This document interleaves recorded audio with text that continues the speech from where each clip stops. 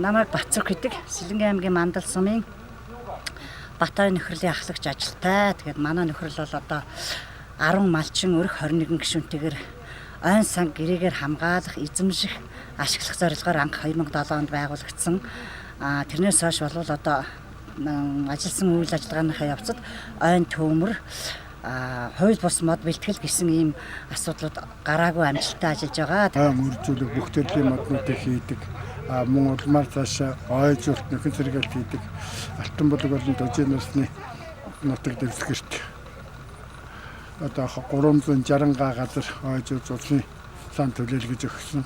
Цэнсний байгууллага болон Австрийн одоо шагналуулах дэлхийн шагнал 212 орноос манай байгууллагыг өнгөрсөн 2016 онд одоо шагнаж одоо дэлхийн шагналыг анх удаа авч бид нар бас өрөмтэй сайн ажилласан. Одоо дотоодын аялал жуулчдыг манай нутгаар ирж энэ сайхан адуун соёл, энэ айраг гихч сайхан эдийг амсаж, ууж, шимтж одоо энэ шим ашиг шимийг л одоо тогтоосон эрдэмтдийн ном зохиол хүртэл зөндөө шүү дээ. Өдөөний ахуйд нь яг гэрт нь ирээд ингээд энэ амттдыг ууж амтлж одоо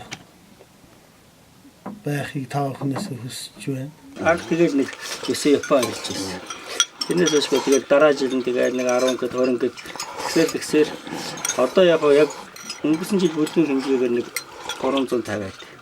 Гадаад дотоо ажиллаж байгаа учраас одоо тэгэл мал хөдөөнийхөө амьдрыг мэдэхгүй байна. Тэрэн дээр одоо амралт югаараа юм одоо ирж тусалж суралцмаар байх юм аа. Хүүхдүүдээ хөдөөгийн Монголын уламжлалт зан заншилтаа сурахаар хичээж байгаа ийм хөв хүмүүс өрх гэр айл гэрийнхэн байвал бас манайхыг зорж болно. Аян уул кемпэд ирж ажиллаа тайлхаас гадна байгальтайгаа харьцаж байгаль ээжигээ баярлуулаарай гэж урья.